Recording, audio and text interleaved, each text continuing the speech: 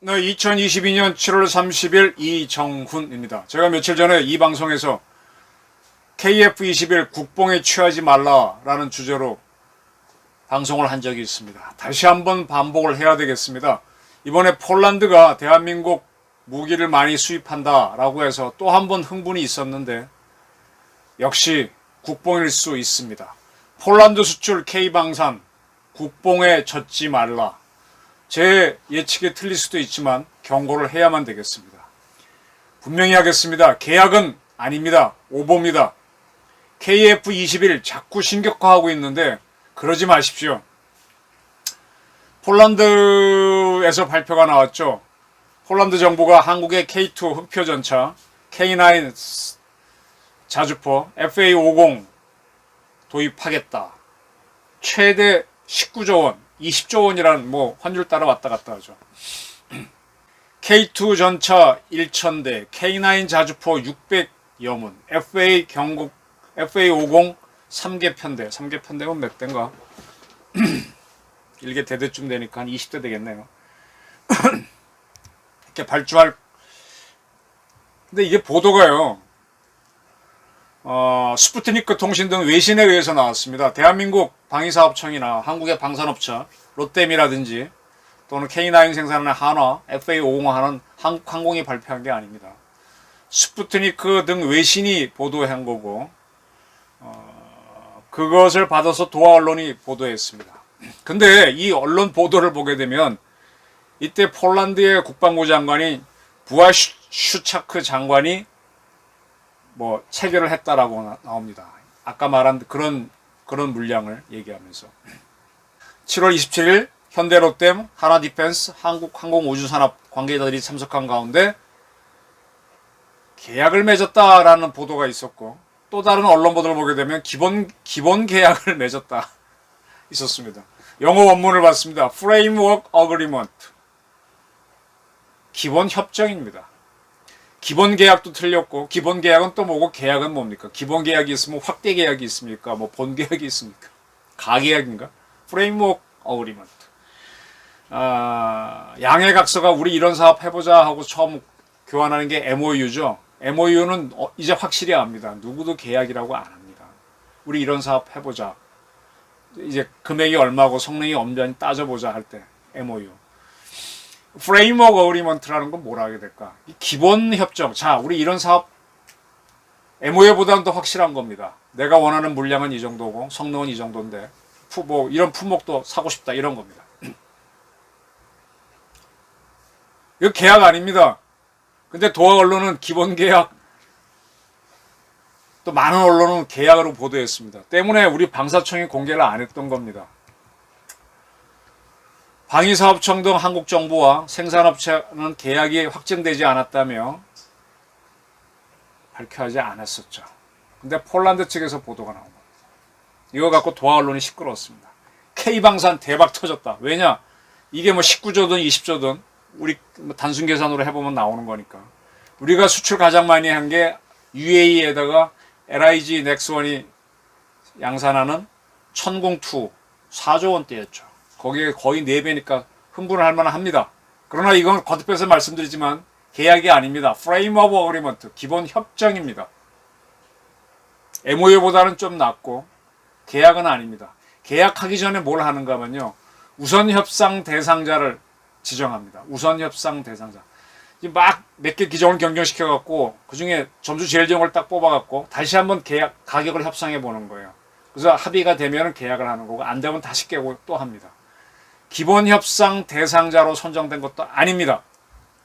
자, 근데 폴란드 사정을 좀 설명드리겠습니다. 폴란드는 지금 과거 이제 바르샤바 조약 기구에 가입해 있었기 때문에 대부분이 러시아제 무기죠. 우크라이나도 러시아제 무기, 소련제 무기를 갖고 있습니다. 지금 우크라이나가 공격을 받았는데 그들의 군인들이 사용할 줄 아는 거는 소련제 무기죠. 폴란드는 굉장히 빨리 민주화 이후에 나토에 가입했습니다. 그래서 지금 이제 나토 가입한 게 90년대니까 벌써 한 20몇 년 흘렀죠. 30년 가까이 흘렀기 때문에 노후화된 이 소련제 무기를 우크라이나 군이 사용할 수 있도록 제공을 했습니다. 그리고 미국제 무기를 원하고 있죠. 미국제나 나토제 무기를 원하고 있죠. 근데 문제는 비쌉니다. 지금 보도에 따르면 폴란드는 미국, 영국에 이어서 세 번째로 많은 규모의 무기를 우크라이나에 공급했습니다. 그 무기의 가격이 18억 1천만 달러랍니다. 18억 달러다. 꽤 많은데 이건 뭘로 계산인지 잘 모르겠어요. 무기라고 하는 거는 자동차도 그렇지만 처음에 살 때 5천만 원짜리가 한 10년 굴리다가 30년 굴리다 팔면은 100만 원도 안 되잖아요. 그 100만 원 가격으로 계산한 건지 5천만 원으로 계산한 건지 모르겠습니다. 어쨌든 물량은 제법 많은 것 같습니다. 폴란드는 우크라이나에다가 전차 240대를 제공했습니다. 폴란드 군 사람들도 진짜 구닥다리 나토에 가입했는데 나토와 호환성도 없는 러시아제 무기 쓰고 싶지 않겠죠. 좋은 무기 쓰고 싶을 겁니다. 이게 폴란드 국방부 군인들의 아주 바람일 겁니다.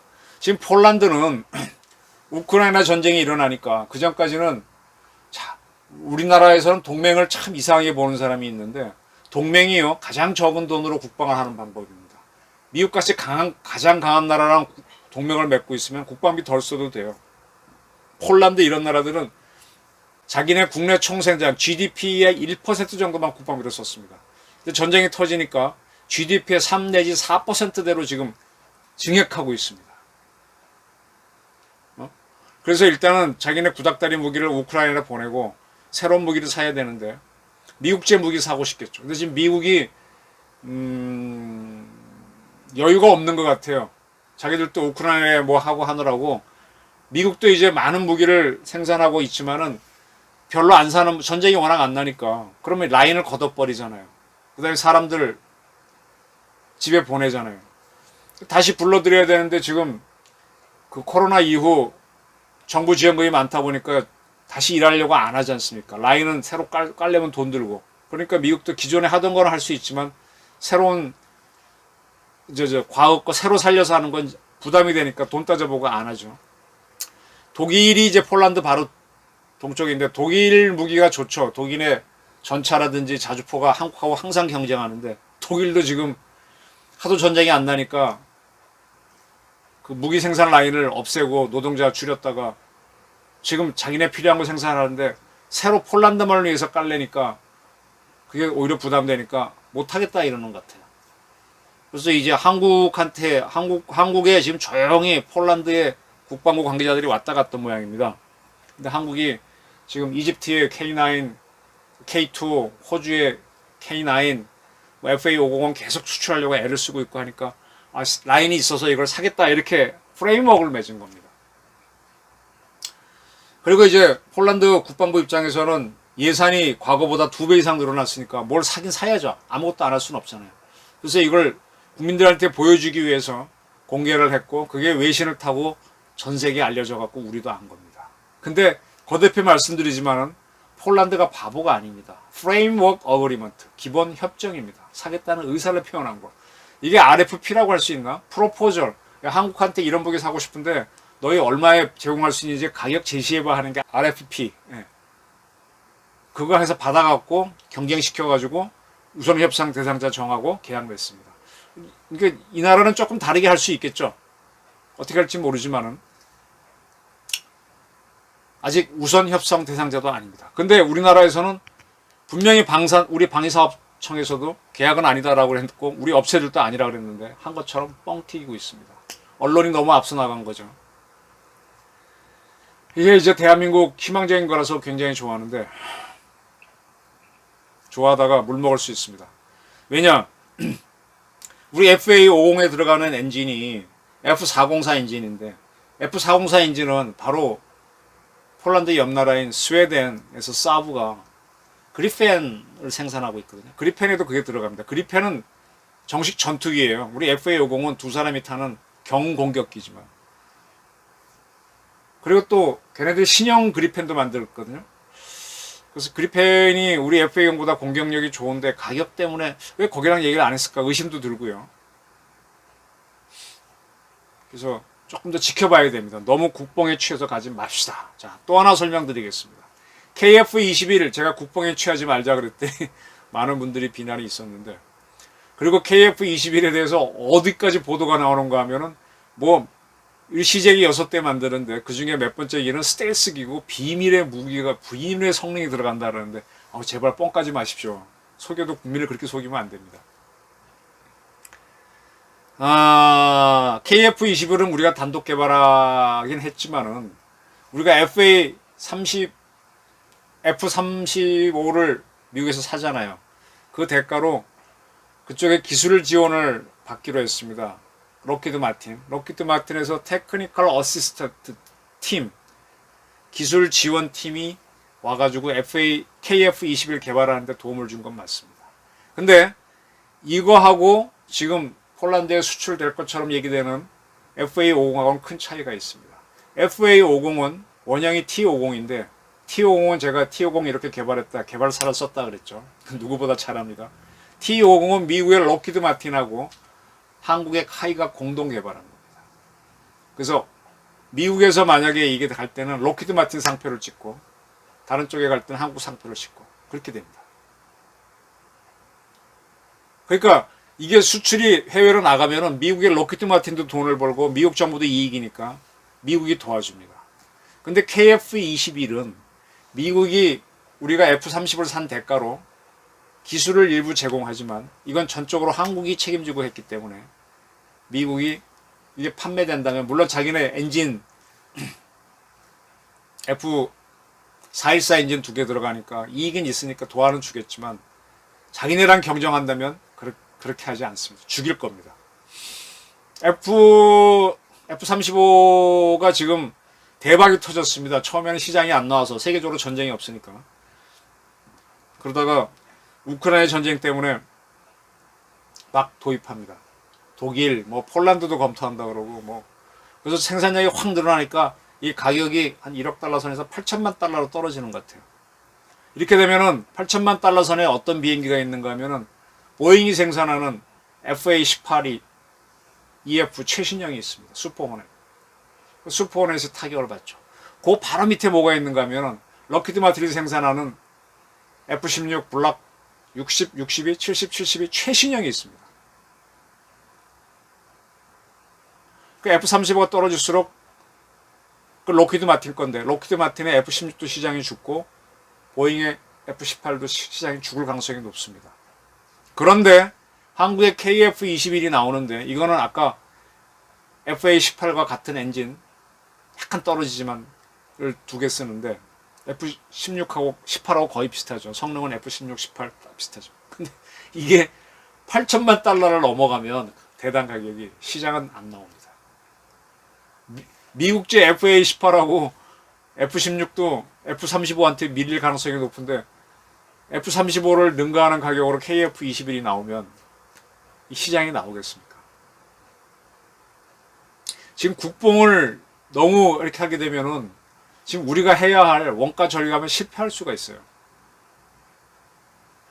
아까 폴란드에서 프레임워크 어그리먼트라고 분명히 외신에 나온 걸 도대체 연합뉴스가 처음 계약이라고 번역했냐, 누가 했는지 모르겠는데 그냥 기본 협정이라고 하면 될걸, 협약이라고 하든지.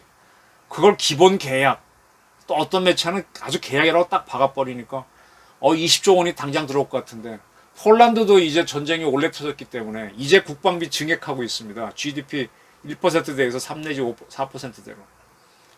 그리고 여기도 바보가 아닌 이상 경쟁을 시킬 가능성이 높거든요. KF-21 굉장히 중요합니다. 저도 기대를 많이 하고 있고. 근데 제가 만약 K 사장이라면 지금 이 개발에 참여하는 업체들 쥐어짜서라도 가격 다운시키고 후드려 쳐야 됩니다. 방법이 없습니다. 안 그러면 F-35한테 다 죽고 F-18한테 죽고 F-16한테 죽고 한국 방산 한 10년 후에 몰락할 수도 있습니다. 제가 그래서 KF-21 처음 만들 때부터 청와대 관계자랑 회의할 때도 싸게 만들자. 우리가 자동차 만들어 지금 현대가 세계 4위, 3위 기업이 됐는데 우리가 처음 만든 수출한 차가 뭐였냐? 폰이 싸게 만들었지 않느냐고. 가격 경쟁을 낮춰갖고. 우리가 T50도 비싸갖고 수출이 지금 안 되다가 애를 먹고 있는데 이번에 폴란드에 48대가 들어가면 좋은데 두고 봐야 되지만 그래봐야 아직 손익분기점이 300대인데 300대 아직 T50 제가 책을 만든 지 벌써 10년 훨씬 더 지났는데 300대 생산 못했죠. 국뽕에 빠지지 말자. 제발 이런 거는 애국적인 건 좋지만 우리가 더군다나 KF-20은 스텔스가 아닙니다.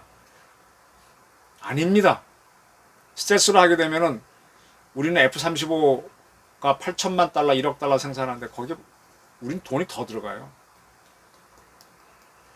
그렇습니다. KF-21 신격화하지 말고 우리 카이가 협력업체와 더불어 생산 단가를 떨어뜨릴 수 있도록 더 쪼아야 되죠. 윤석열 정부가 이 역할을 해야 됩니다. 과거에 이명박 대통령이 T50 수출하기 위해서 단가 떨어뜨리라고 굉장히 압박을 가해서 성공했는데 그래도 수출을 제대로 못했는데 그거를 윤석열 정부가 해야 됩니다. 방사청이 해야 됩니다. 그걸 하도록 그거를 다그쳐 주시고요.